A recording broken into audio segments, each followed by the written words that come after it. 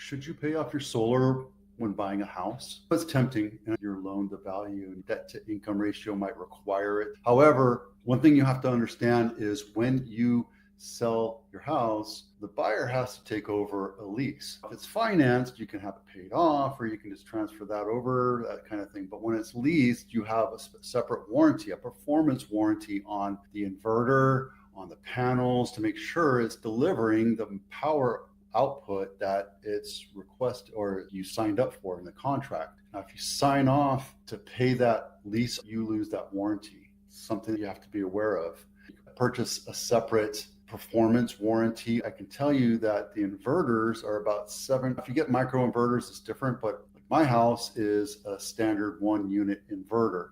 Those are about $7,500. So having that warranty in place might be a good idea. Just something to think about. You're going to pay for the power one way or another. The only problem is if you pay for it on finance or on lease, that goes to your debt to income ratio. It's an actual liability, so it's just something you have to wrestle with. Enough said. 4 ways to save when selling your home. Stage your house yourself. It's absolutely true. Most of my clients take their own furniture, declutter, reduce the amount of furniture that they have in their house, and stage it. If it's not beat up and destroyed by cats or dogs or kids, stage your house yourself, right? There's nothing wrong with taking some stuff and moving it around and reducing all the clutter. Something to think about. Pre-sale inspection. I always say have your inspections done ahead of time. That way you can negotiate with the buyer to do an as-is sale. You're being fully transparent. You have inspections in your hand, disclosures done, everything done. You say, this is what it is, take it or leave it. If you don't like it, too bad.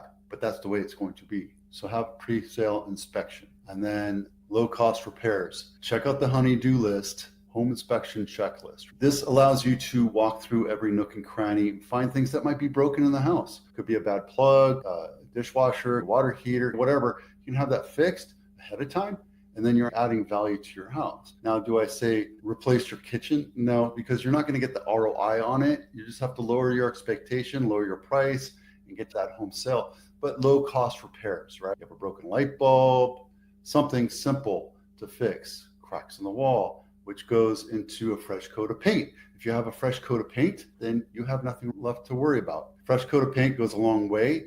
It's a little expensive these days, especially here in California. Clean your carpets, clean your floors, make sure any major gouges or scratches are cleaned up. Bring in a carpet cleaner. If not, replace the carpet. Sometimes it's a little bit more expensive, but it goes a whole lot further, especially if they're torn and raggedy and nasty. Spend the money and invest in carpet cleaning. And if it doesn't work, replace that carpet. It's not super expensive. Fix the roof. It's not exactly a low cost thing, but you can have stuff repaired. You can have roof inspector come through, say, yes, there's a couple things that I'd like to fix on it. It costs you a couple $100 and it's done. Then you don't have to worry about it. It's done. And it comes out as cleaner. It's more of an assurance for you that buyers don't come back to you and say, hey, you didn't report this roof and you didn't tell me about this leak. So something to think about. Los Gatos House of the Week, Templeton Lane, not my listing, $4.2 million, 5-bedroom, 4.5 bath, 3,900 square feet, built in 2011. And it's on the east side of 17. So it's a little bit further away from downtown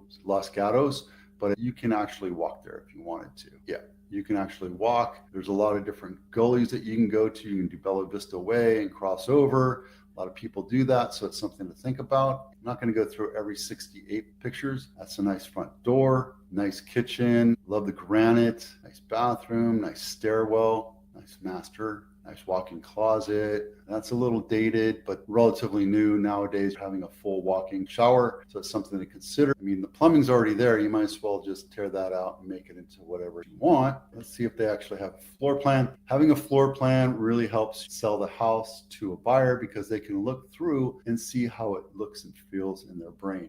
Typically, when this is done, it's done by a 3D.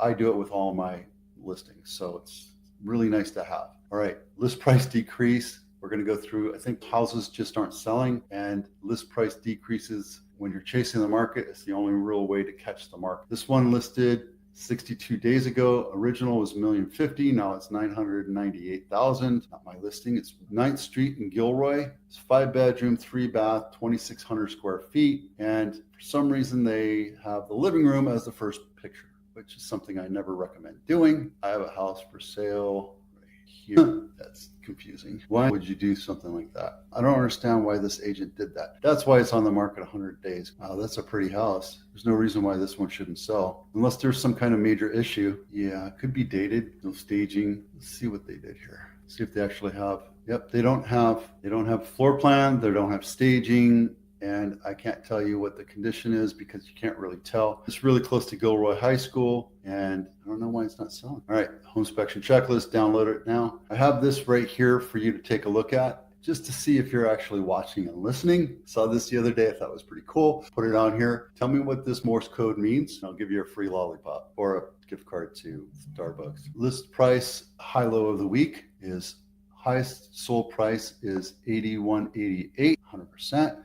Lowest sold price is $654 at 92%, and the highest list price was $130. Last week it was $167. Guys, I'm telling you, the best way and fastest way to sell a house is list it low. Highest for sale, it's been like that for a couple months now, almost a year. Same thing with the lowest, $350. That actually dropped price. Original list price was like $545, and it hasn't sold in a year and a half. We have 1,400 active single-family homes in Santa Clara County. Same number as last week, but we did have 201 sales. We do have some going into contract, so that's not an issue, but we do have 319 list price reductions over last week, which brings us up to almost 23%. Buyers are saying that they're picky. They're letting the sellers know that they're being picky. Price will drive. The house down the street from me listed a little bit lower than it should, and it got it way over their original list price. List it low, guys. I'm telling you, in a market, you can't be persnickety about the list price. You have to list it low and bring the market to you so you can bid it up. Having it high is only going to hurt